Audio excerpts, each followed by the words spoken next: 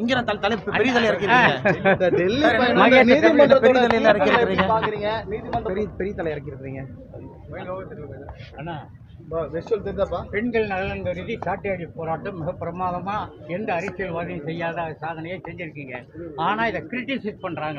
ஐயா சாதனை எல்லாம் எது இல்லைங்க ஐயா. என்னோட ஆள் மனதிலிருந்து வந்ததை நான் செஞ்சிருக்கிறேங்க ஐயா. அந்த பாதிக்கப்பட்ட பெண்ணினுடைய ஒரு சகோதரனை நினைச்சுங்க ஐயா. அரசியல் தலைவராக பார்க்குறீங்க, அந்த பாதிக்கப்பட்ட பெண்ணுடைய சகோதரனை நினைச்சிங்கன்னா யாரும் தப்பாக பார்க்க மாட்டாங்க. அரசியல் தலைவராக பார்த்தா நம்ம அரசியல் பிடிக்காதவங்க 2 பேர் கிரிட்டிசைஸ் பண்ணுவாங்க, எதிர்கட்சி நண்பர்கள் பண்ணுவாங்க. அதனால் அரசியல் தலைவராக பார்க்காதீங்க, பாதிக்கப்பட்ட சகோதரியினுடைய அண்ணனாக பாருங்கள். அப்படி பார்த்தீங்கன்னா பார்வை மாறிடுங்கண்ணா. ஆனால் கேளுங்கண்ணா அண்ணா, இதை நான் வரவேற்கின்றேங்கண்ணா. காரணம், நம்முடைய செய்தியாளர் சந்திப்பில் அதை பற்றி நம்ம ரொம்ப தீர்க்கமாக பேசணும். இந்த எஃப்ஐஆர் என்பது இது ஒரு மேனிப்புலேட்டட் ஸ்டேட்மெண்ட்டு, அவங்களுடைய மனதிலிருந்து வந்திருக்கக்கூடிய கருத்தாக இது தெரியவில்லை.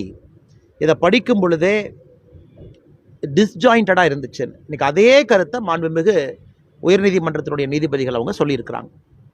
அன்னைக்கு நாம் சொன்னோம், இவ்வளோ கேர்லெஸ்ஸாக நீங்கள் பண்ணியிருக்கீங்களே, அது ட்ரையலில் நிற்குமான், அந்த கருத்தை இன்றைக்கி பதிவு செஞ்சுருக்கிறாங்க. மூன்றாவதாக ஒரு சாட்டையடி தீர்ப்பும் கொடுத்துருக்குறாங்க. அதாவது பாதிக்கப்பட்ட பெண்ணினுடைய personal details, name, father's name, ஊர் எல்லாமே அது ரிலீஸ் பண்ணதுக்கு உடனடியாக 25 லட்சம் ரூபாய் நஷ்டீடு கொடுங்க, பெண்ணுடைய கல்வியை வருகின்ற காலத்தில் கம்ப்ளீட்டாக எடுத்துக்கங்கன்னு சொல்லியிருக்காங்க.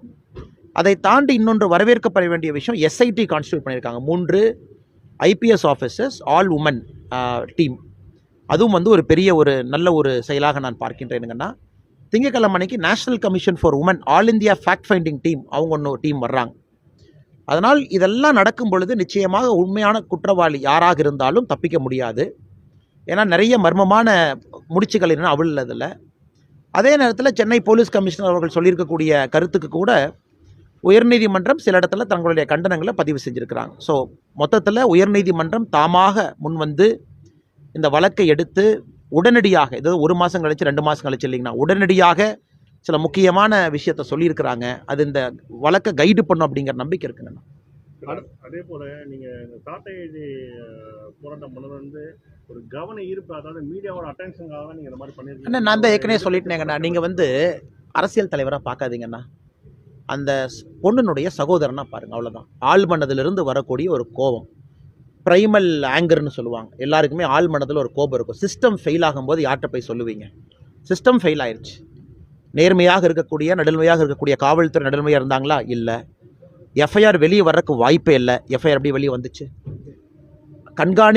கண்காணிப்பு பட்டியலில் இருக்க வேண்டிய ஒரு மனிதன் இலவசமாக ஒரு தார்காரை வச்சு ரோம் பண்ணிக்கிட்டு இருக்கான். அமைச்சர் பெருமக்களே வீட்டில் போய் உணவருந்துற புகைப்படத்தை பார்க்குறோம். சிஸ்டம் கெட்டு போச்சு. சிஸ்டம் கெட்டு போச்சுன்னா உங்கள் கையில் என்ன இருக்குங்கண்ணா? போராட்டம் பண்ணணும்னு சென்னையில் தமிழிசை சவுந்தரராஜன் அக்கா தலைமையில் குழு அமைச்சிங்கன்னா கைது பண்ணி உள்ளே அடைச்சி வைக்கிறாங்க. பேசுவதற்கு எங்கள் கருத்து சுதந்திரம் எங்கே இருக்குங்கண்ணா? எந்த வழிகளுமே உங்களுக்கு இல்லையே. அதனால்தான் இது எடுக்க வேண்டிய கட்டாயம். நாம் இதை ஒரு வேள்வியாக, தவமாக எடுத்திருக்கின்றோம். இது ஒரு அரசியல் தலைவர்னு பார்க்காதீங்க. ஏற்கனவே சொன்னது போல் பாதிக்கப்பட்ட அந்த சகோதரியினுடைய அண்ணனா பாருங்க. டெல்லி செல்லும் நோக்கம் நாளைக்கு all India level state president's meeting ஐயா, மெம்பர்ஷிப் டிரைவர் ரொட்டீன் மீட்டிங். ஆமாம், திருமாவளவன் என்ன சொல்லியிருக்கா அப்படின்னா, இந்த மாதிரி நீங்க ஆல்ரெடி அரசு உடனடியாக ஒரு தடவை கைது பண்ணிருக்கு, அதனால கைது பண்ணாடி திருமாவளவன் தமிழ்நாட்டில் தான் இருக்காரா இல்லை ஆகாசா மாதிரி ஒரு நாட்டில் வாழ்றாரான்னு எனக்கு சந்தேகமாக இருக்குது. தமிழ்நாட்டு மக்கள் எல்லோரும் இதை பார்த்து என்ன நடக்குது, என்ன வழக்கு, என்ன நடக்குது, எதுவுமே நடக்கலை. எஃப்ஐஆர் லீக் ஆயிடுச்சு, அந்த பெண்ணினுடைய ப்ரைவேட் டீட்டெயில்ஸ் வெளியே வந்துருச்சு, இவ்வளோ பேசிகிட்டு இருக்கோம். திருமாவளவன் புதுசாக ஒரு தீவு கட்டி அதில் ரிப்பப்ளிக் ஆஃப் தமிழ்நாடுன்னு பேர் வச்சு உள்ள உட்காந்துருப்பாராட்டிருக்கு.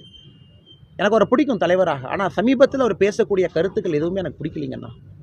ஒரு நல்ல மனிதர், ஒரு கூட்டணியில் இருக்கக்கூடிய இந்த ஒரு செயலுக்காக அவர் பேசுகிறதெல்லாம் எப்படிங்க நான் ஏற்றுக்கிறது? ஒரு நல்ல அரசியல் தலைவரை இந்த அளவுக்கு திமுக கூட்டணியில் திமுக பேச வைக்கிறது நினைக்கும் போது எனக்கு கஷ்டமாக இருக்குது. அதனால் இது திருமாவளவன் தான் முதல்ல கிரிட்டிசைஸ் பண்ணியிருக்கிறோம். இந்த வழக்கு போகிற போக்கு, வழக்கில் வரக்கூடிய தவறுகள், உண்மையான குற்றவாளியை பிடிச்சிட்டாங்களா, முன்னுக்கு முரணாக யார் கருத்து சொல்கிறாங்கன்னா ஹையர் எஜுகேஷன் மினிஸ்டருடைய கருத்தும் போலீஸ் கமிஷனுடைய கருத்தும் நேர் எதிராக இருக்குது.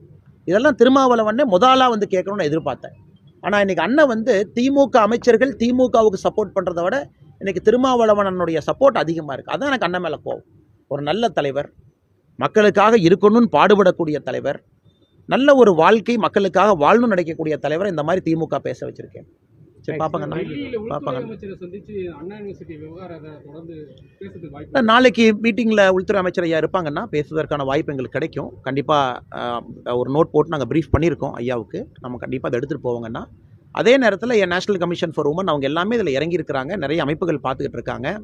உயர்நீதிமன்றம் நேரடி இறங்கியிருக்குங்கன்னா இன்றைக்கி உயர்நீதிமன்றத்தினுடைய தீர்ப்பு பெரிய மகிழ்ச்சியை கொடுத்துருக்கு. முதல் கட்டமாக எதுக்குன்னா அந்த பெண்ணுக்கு ஒரு இடைக்கால நியாயம் கிடைச்சிருக்கு. அது ஒரு ரொம்ப முக்கியங்கண்ணா அது. அதே நேரத்தில் 3 உமன் ஆஃபீஸர்ஸ் எஸ்ஐடி, அதனால் நியாயம் கிடைக்குங்கிற நம்பிக்கை. அதனால் பொறுத்திருந்து பார்ப்பங்கண்ணா. இது ஒரு மாதிரி அந்த தவறு பாதையிலிருந்து தடம் பிறண்டு செல்லும் பொழுது மறுபடியும் நாங்கள் இதை தாண்டி மேலே செல்ல வேண்டி வருங்கன்னா அப்போ போகிறோம். நன்றிங்கண்ணா. பாமக பொதுக்குழு கூட்டத்தில் வந்து பார்த்தீங்கன்னா இன்னைக்கு ஒருத்தரோட பதவி நியமிக்கிறதுல வந்து அன்புமணி ராமதாஸும் கருத்து வேறுபாடு அண்ணே ஏற்பட்டு கருத்து வேறுபாடு இல்லைன்னா கருத்து பரிமாற்றம். கருத்து பரிமாற்றம். சரி பார்ப்பாங்கண்ணா.